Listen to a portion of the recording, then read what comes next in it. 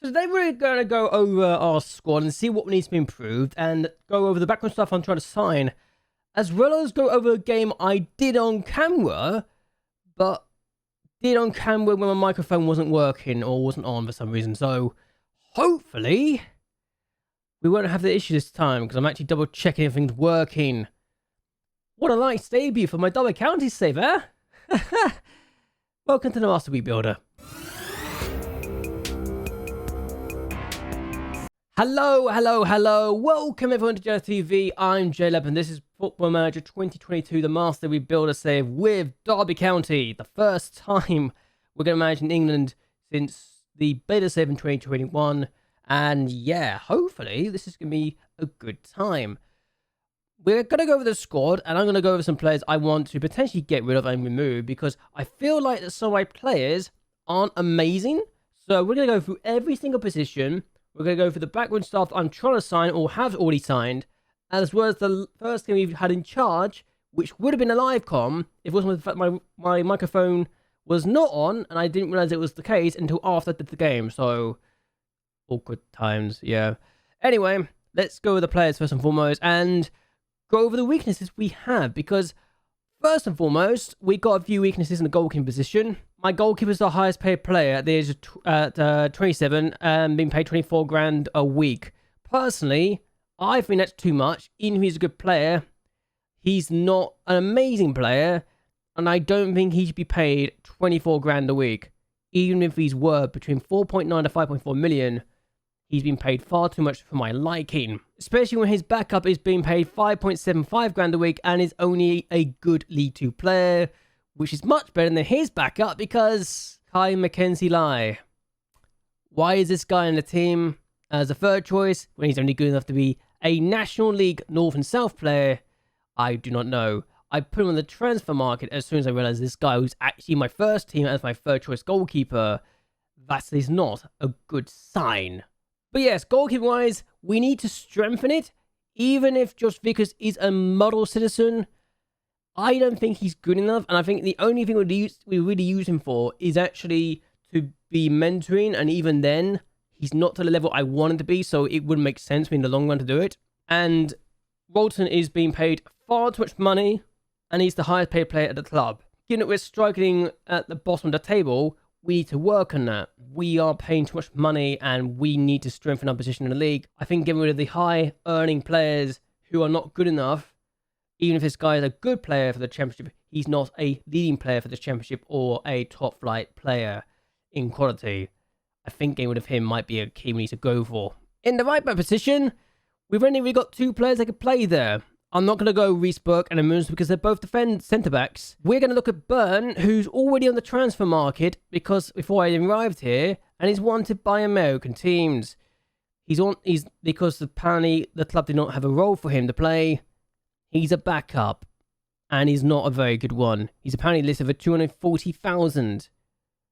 And if I'm gonna be honest, I think that makes sense. If we get 11 grand off the wage bill and we can bring someone cheaper and better as a backup young talent, that's perfect for me. It really is. And right now, our best player in the right back position is Rico Lewis. He's out for a day. He's just missed the last game he had, but he's only a League One player who might have potential to be a championship player in the future. But I'm gonna be honest, for someone I'm gonna use a right wing back or the right wings. Not sure I'm really that impressed with him. I know he's a League One player right now. He could be a championship player in the future, but we kind of need someone better if we are to get this team to the from the championship and apparently wants to win the trophy at the end of the season. How are you meant to do that when your teammates and yourself are not that good? But we do have a young talent in Josh Perron who could be good in the future, but he's also centre-back. So 6'2", National League level. We're loaning him out potentially, hopefully. We're going to try and loan him out in the future, I think. Centre-back position, we've got quite a few players, but Bielik is going to be a player I'm going to use as a DM, and we've got about 4 players I want to talk about here as the centre-back partnerships or players. Reece Burke is one of them. He has actually played as the right back, and he could do the right wing-back position, but I think it'd be a waste not to use him as a, well, player in the centre-back position. He can play as a ball-playing defender, so I could use him there. He is inconsistent. He's been paid 40 grand a week, and he's a good player for the division, but is he that worth that sort of money? I don't know. You got his teammate, his partner in crime, George Edmundson, who is just as good. And I used this guy at Nijmegen last year, so I know he can be good. He just needs to be even better. He's 6'3", though. He does argue with officials, but other than that, I don't have an issue with him. He's someone I relied on last year. I know he can be good. We signed him from Rangers in the past, and he was really good. I don't know if he's actually had hindrance in his progress this time around, but if we need to sell him, if we can get between 6.6 and 7.4 million, I'd be happy because it means we get good money and we get the wages off the bill. We do have Conor Masterson, who could be a defender and a DM, though I don't know why he's able to play as a striker as well. I don't know who did that to him, but someone has absolutely ripped him off there. But he could be a decent DM.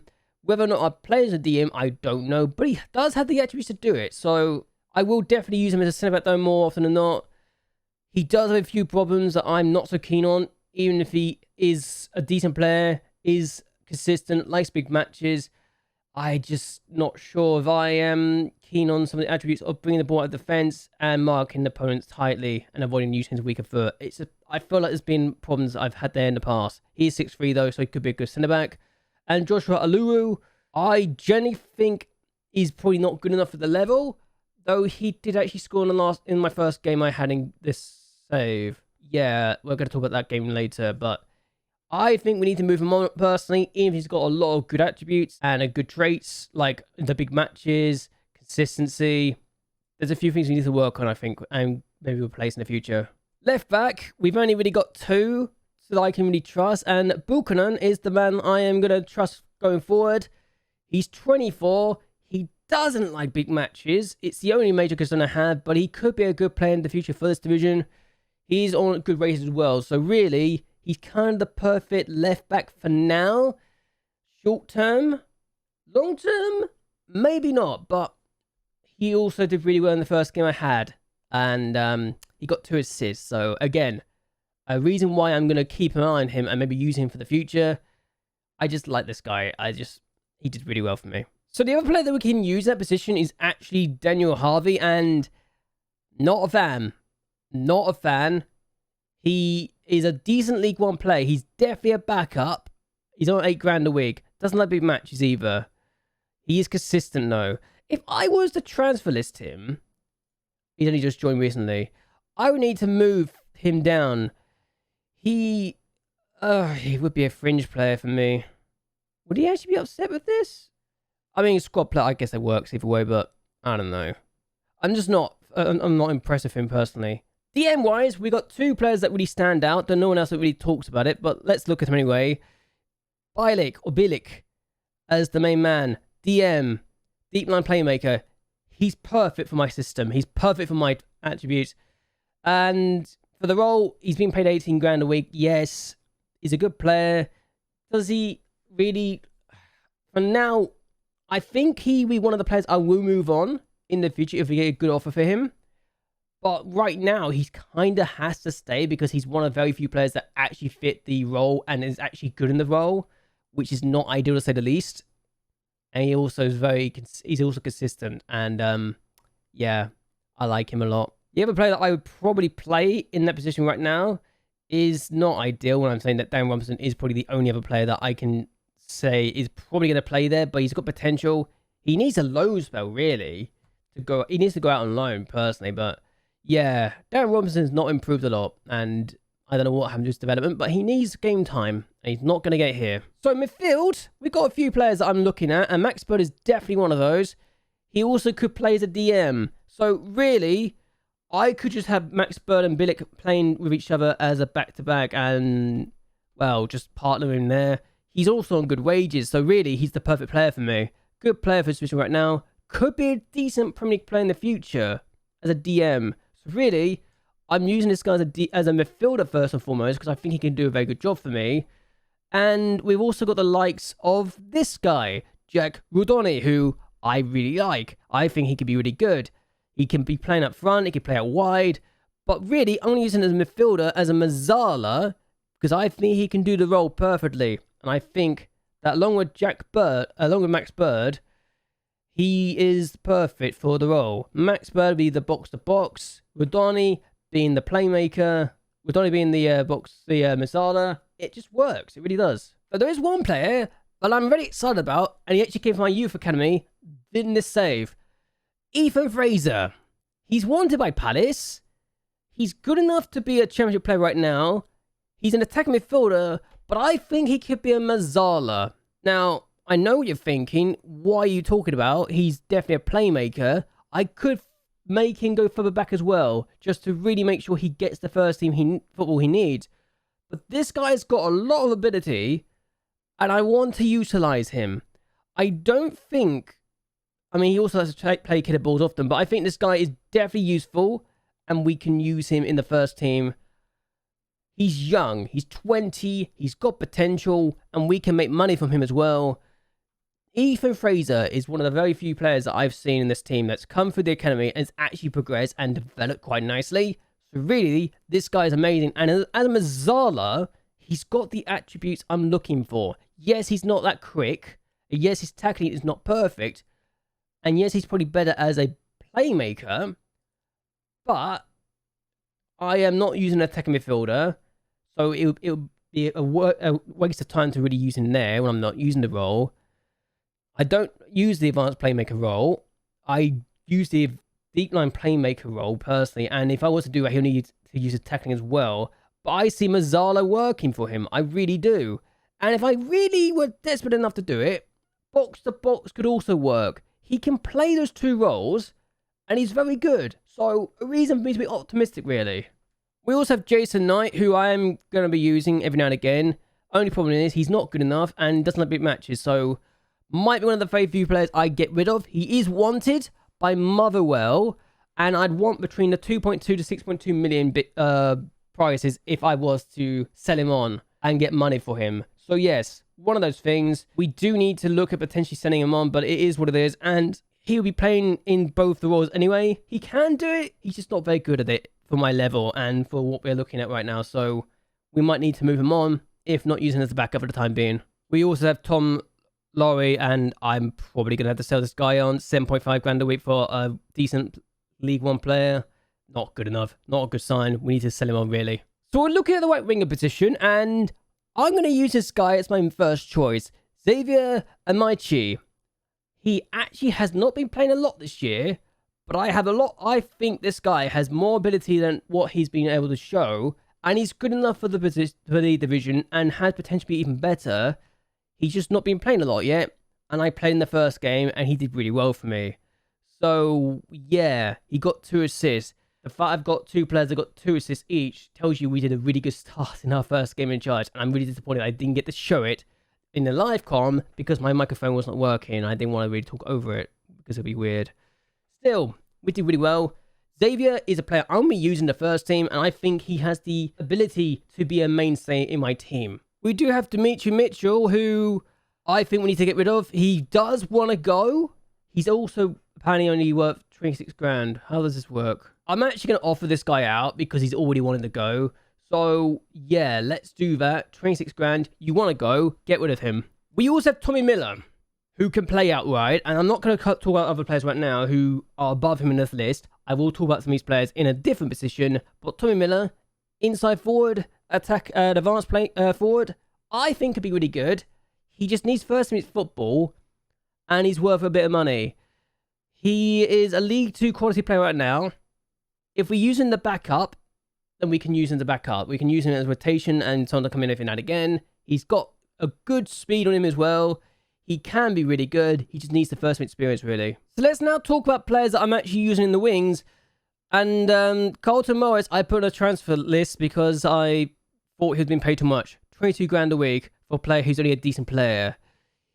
He then decided to actually show he's actually good in the last game. So, yeah, this is awkward right now, isn't it?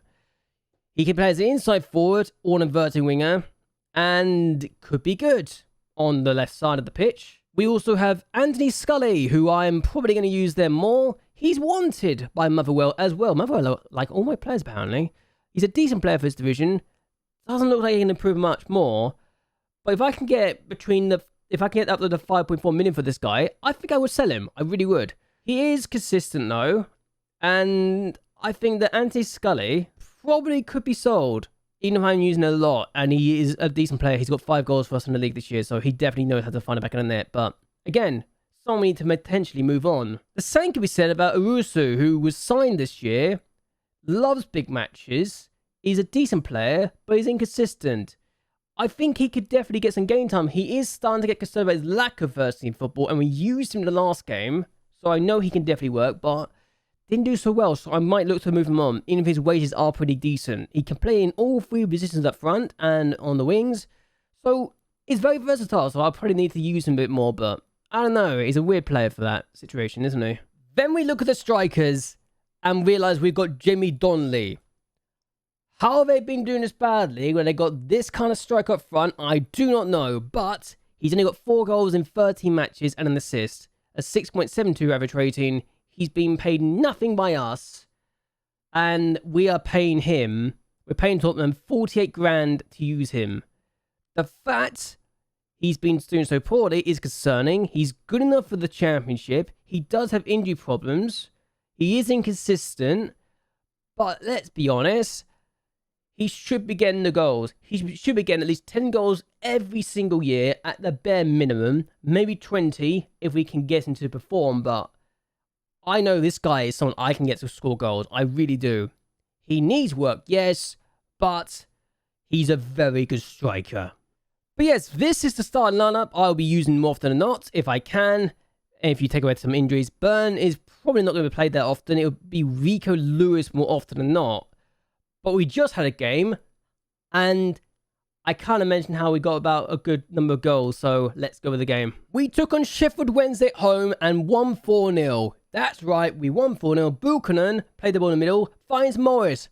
I was talking about selling him when I was recording this, not realising my mic was not working, and then I realised he actually got a brace. Owusu finds Buchanan, finds Morris again. Morris gets a brace before half-time. A good start as far as we're concerned.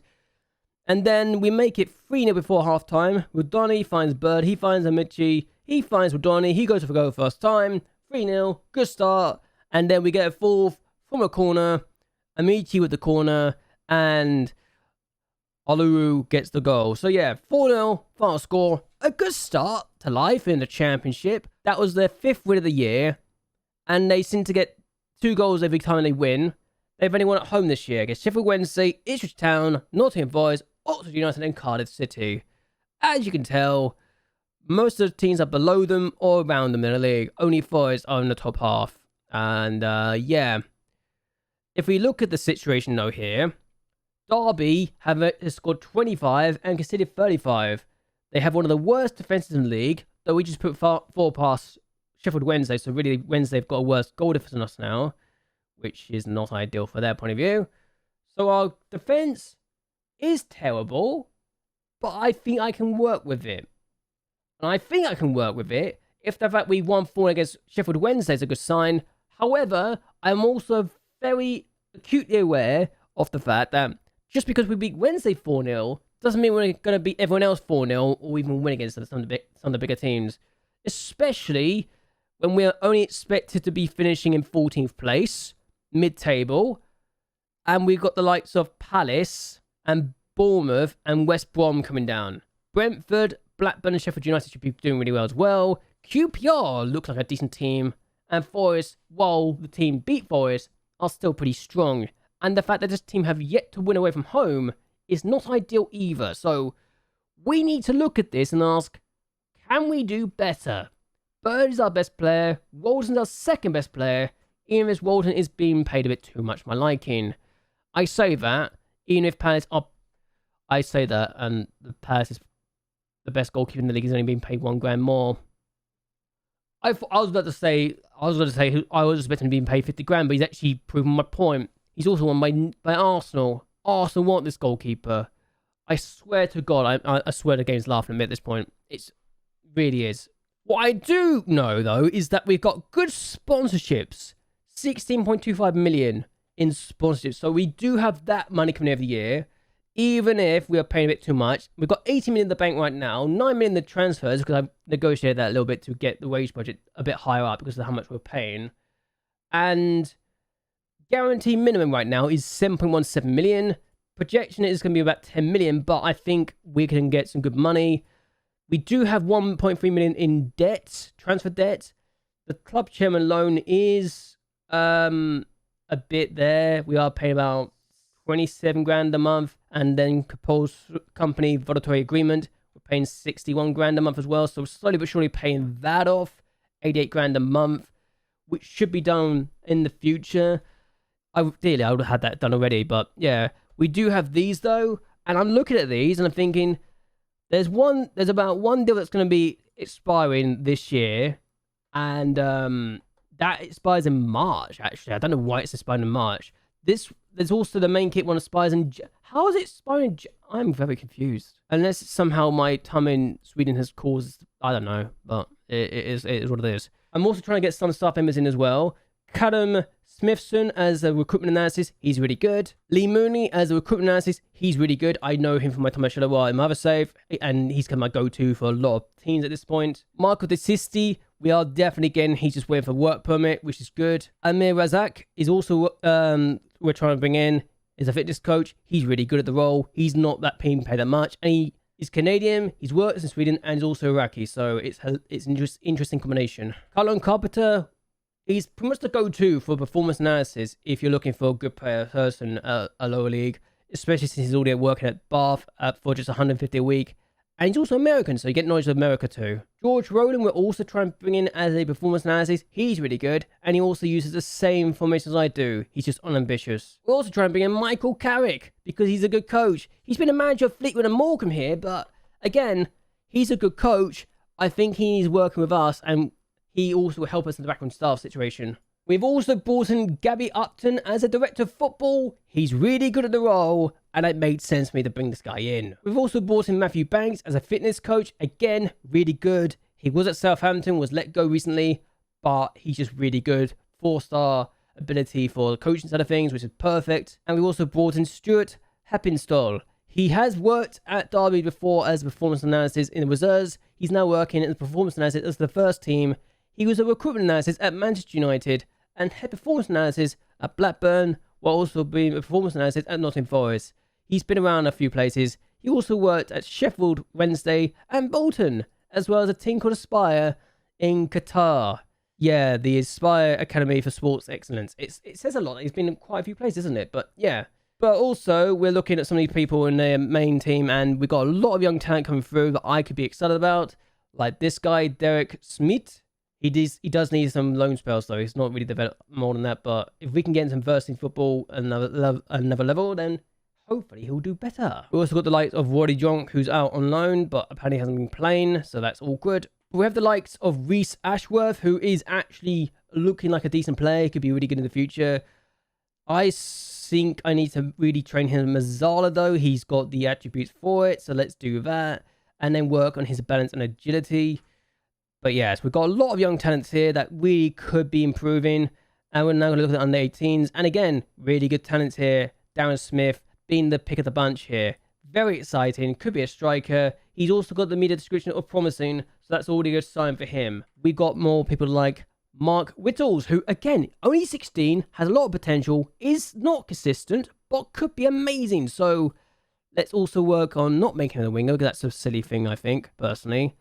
He definitely works better as either Mazzala or box-to-box. I think Mazzala for now, maybe box-to-box later to get more attributes working. But yeah, box-to-box maybe. And I'm just excited because there's a lot of young talent here that we could definitely help progress in the future. And we could do a lot of that. So either way, what I'm going to do is end this here. Wasn't ideal, was meant to show you a live com, but we kind of accidentally did the live com anyway. But either way, I hope you guys enjoy yourselves. I hope you guys like and share this video, and that you subscribe to the channel. It really does help me a lot. What do you think of our first game in charge? Even if it was very brief and we dominated the game completely and gave no shot on target to Sheffield Wednesday. Do you think that was a one-off game, or do you think we might be able to go up the table and progress? I'm hopefully going to come back for the transfer window next time out, but if we're not, then we're not. It's not the end of the world. Either way, though, until next time, goodbye, and well, good night.